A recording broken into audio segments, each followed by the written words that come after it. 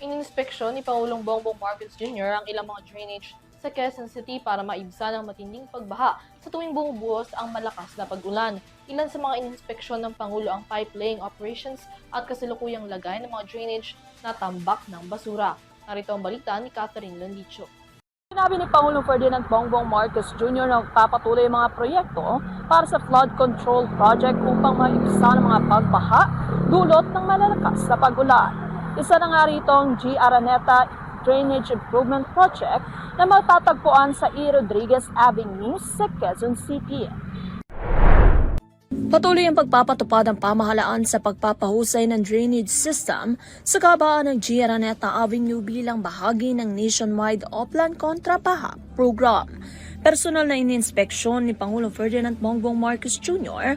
ang G. Araneta Drainage Improvement Project sa kabaan ng E. Rodriguez Senior Avenue sa Quezon City. Layunin ng proyekto na mabawasan ang madalas na pagbaha sa G. Araneta Avenue mula Caliray Street hanggang E. Rodriguez Avenue sa pamamagitan ng paglalagay ng dalawang 1.50 meter diameter na high-density polyethylene pipes bilang bahagi ng rehabilitasyon at upgrading ng kasalukuyang drainage system. Ang tubig mula sa drainage ay direktang dadaloy patungo sa San Juan River. Sa isinagawang inspeksyon, nakatanggap ang Pangulo ng briefing hinggil sa magkaugnay na akbang ng mga ahensya ng gobyerno para alisin ang mga basura, ibalik ang maayos sa daloy ng tubig at tugunan ang pangunahing sanhi ng pagbaha sa naturang lugar. Ininspeksyon din ni Pangulong Marcos ang kasalukuyang pipe laying operations at ang paggamit ng mobile pumping equipment na tumutulong upang mabawasan ang pagbaha habang nagpapatuloy ang proyekto.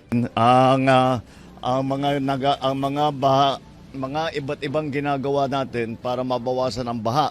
At ito ay isang bahagi lamang. This is only one part of the interventions that we will be making. For example, ito, may drainage, merong nag-desiltation para palalimin yung ilog. Tapos yung nailagay doon na malaking tubo, yun ay para sa drainage din, para yung magkatubig ay dadalhin dito. Tapos bukod pa ron, meron na tayong pump dito, may bomba na rito para pagka meron na namang tubig na dumarating dito, dahil dito historically pagka masyadong malakas ang ulan o kahit na may ulan, basta may ulan lang, baha agad dito eh.